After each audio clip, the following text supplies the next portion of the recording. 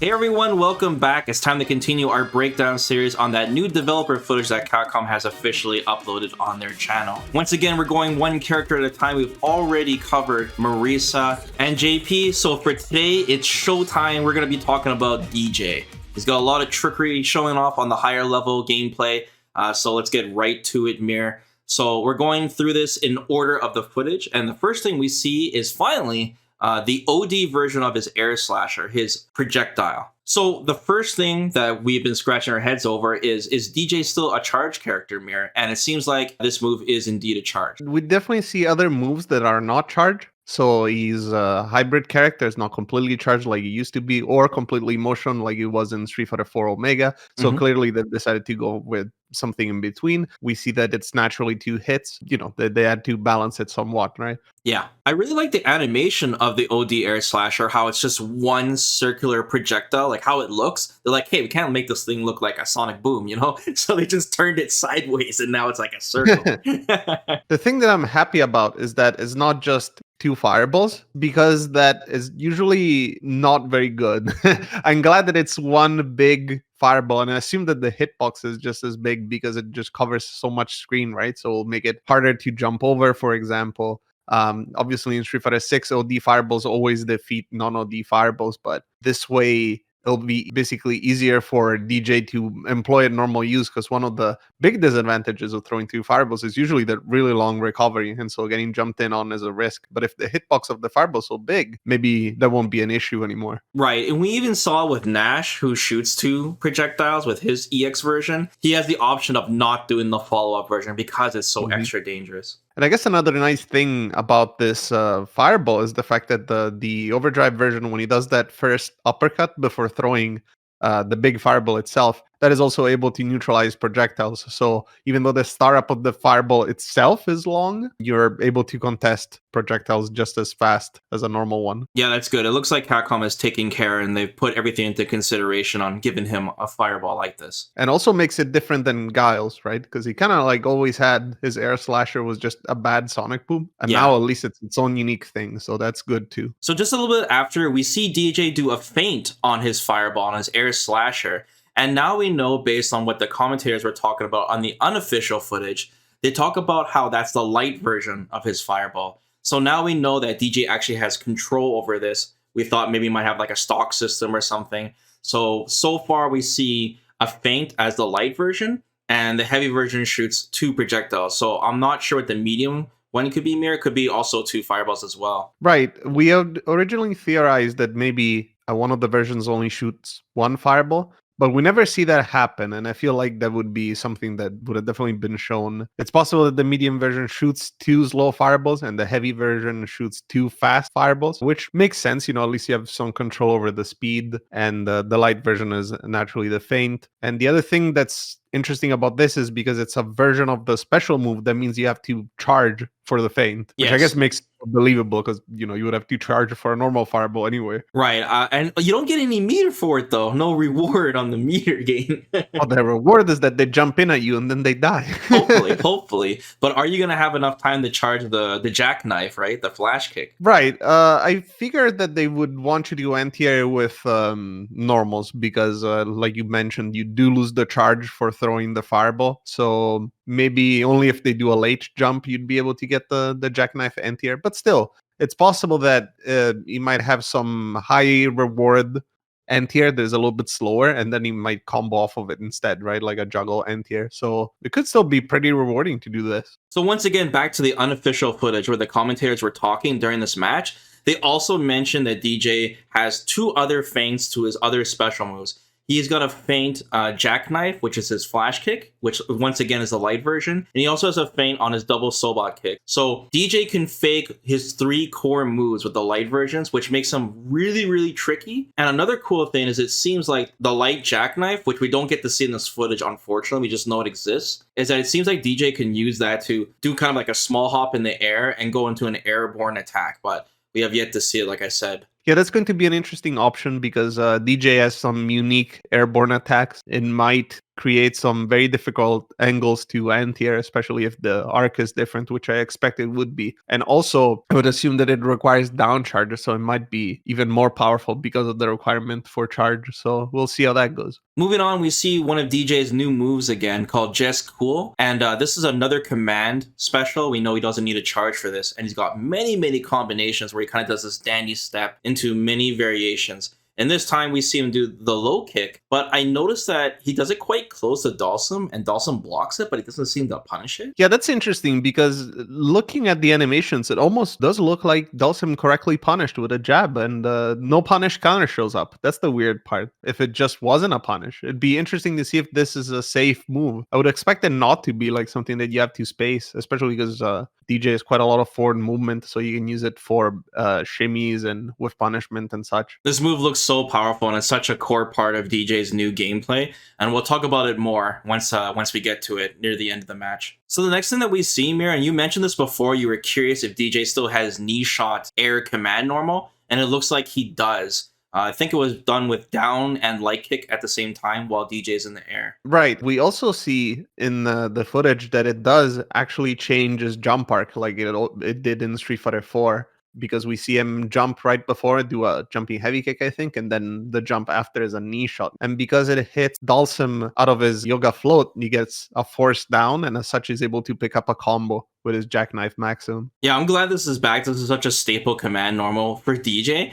And like we were talking about before, since we know that he can theoretically feint into his jackknife and then recover in the air, this would be like the perfect command normal to use if you're going to do a fake jackknife, for example. Yeah, I can imagine that it would change the trajectory even on that feint as well, right? Like, so it might be very difficult to stop him from doing that. Yeah. It doesn't seem that it's as dramatic as it was in Street Fighter 4, so maybe they toned it down a little bit, but the fact that you have an option to change your jump trajectory at all is always valuable. Yes. Well, another thing about knee shot is that it used to be a cross-up attack. So if that's still the case in Street Fighter 6, again, because it changes your jump trajectory, you might be able to get a cross-up in situations where others might think they're safe and just score a hit that way. Yeah, it turns DJ into a KOF character, basically. A little bit it does, yeah. Yeah. Also, we see this swing kick. I don't know. It looks like a heavy kick command normal mirror. We see it a couple of times in the footage. But it's like this long wheel kick. Yeah, this is an interesting move because we see Dalsum block it a couple of times and never act. So I would assume that it's plus on block, especially considering that in Street Fighter 6, usually slower normals tend to have better frame advantage. And so it's possible that this is DJ's own version of the,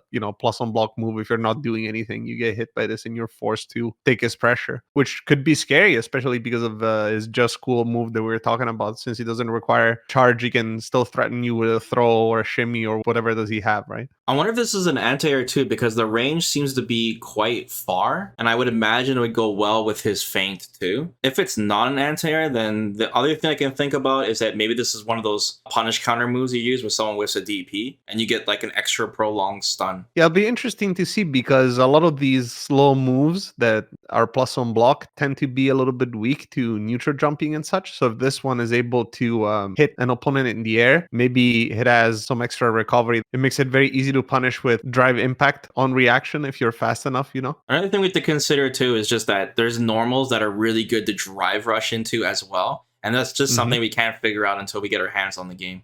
Okay, now we see DJ do a drive impact and Dalsum blocks it, but it still crumples him into the wall. And then it looks like DJ is landing a crouching heavy punch canceled into a machine gun upper. But we notice, Mir, that DJ slightly steps forward in between this combo. Right. It makes me wonder as to whether or not the machine gun upper is a charge at all. It used to be down up. I mentioned in a previous video how, unfortunately, in Street Fighter 4, it wasn't very useful because of this reliance on charge, considering how bad the range was. So maybe since they didn't want to give it, better range or whatever, they just turned it into a motion move so that it would be easier to access when punishes or for whip punishing, for example, or situations like these where you wouldn't be able to have enough charge because you have to do a move that juggles into something else, right? Yeah. And we also see a unique animation for this that we hadn't seen before, where he uses both of his arms for the machine gun upper. Yeah, I didn't catch this until you pointed this out to me. So that's interesting. I wonder if that's to do with the amount of time, like the strength or how hard you mash, assuming you do mash. But another thing that really stood out for me was the last time we saw this machine gun upper, it was doing insane damage on those guys using the dynamic controls.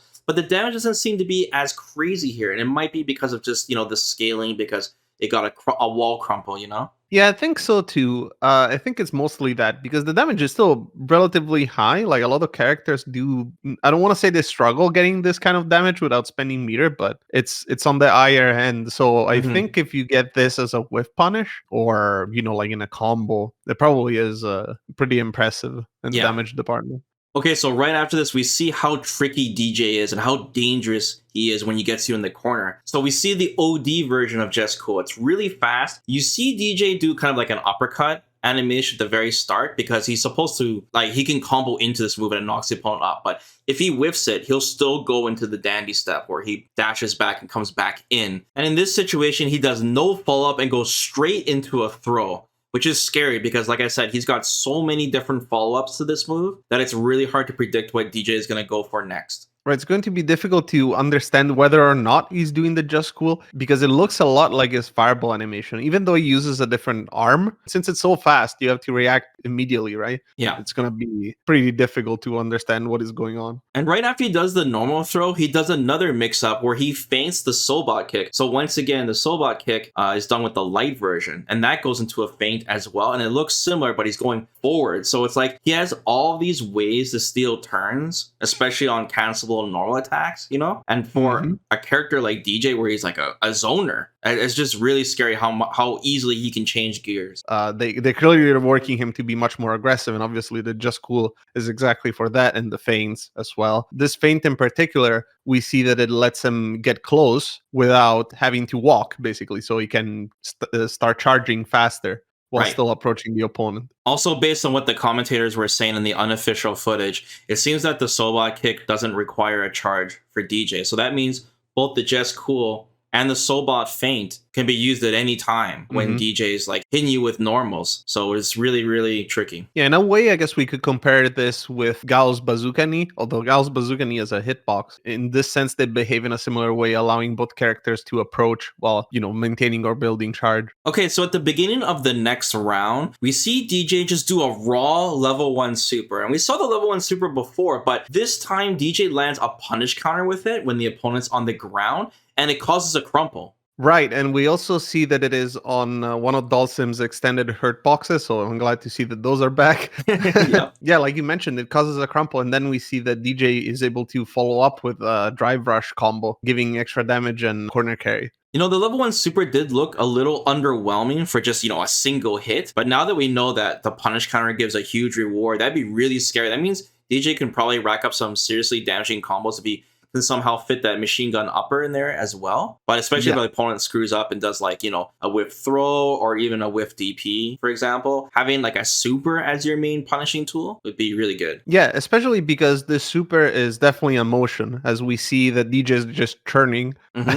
Yeah. And then the move comes out as the standing medium kick, I assume, from Dawson whiffs. So you mentioned the drive rush after Dee Jay lands that punish counter, and he seems to be doing some new target combo. It looks like some mediums and heavies in there, but it's 3 hits, and it knocks the opponent really far away. Yeah, I would not assume that this is safe on block or anything like that. It seems that it is specifically for combos. And since this is all from the same drive rush, we see that everything juggles together nicely. And as I mentioned before, it gives quite a lot of corner carry. Right after this target combo, we see that DJ seems to have some Oki. And he goes for his traditional crouching medium kick. We see it later in the footage actually hit Dalsim and it knocks down. So he technically has 2 sweeps again. His slide and his crouching medium kick sweep. So that's interesting to see because I think it's the only character in the game so far that has something like that. It means that DJ's gonna be doing a lot of crouch and light kicks still for a lot of his pressure.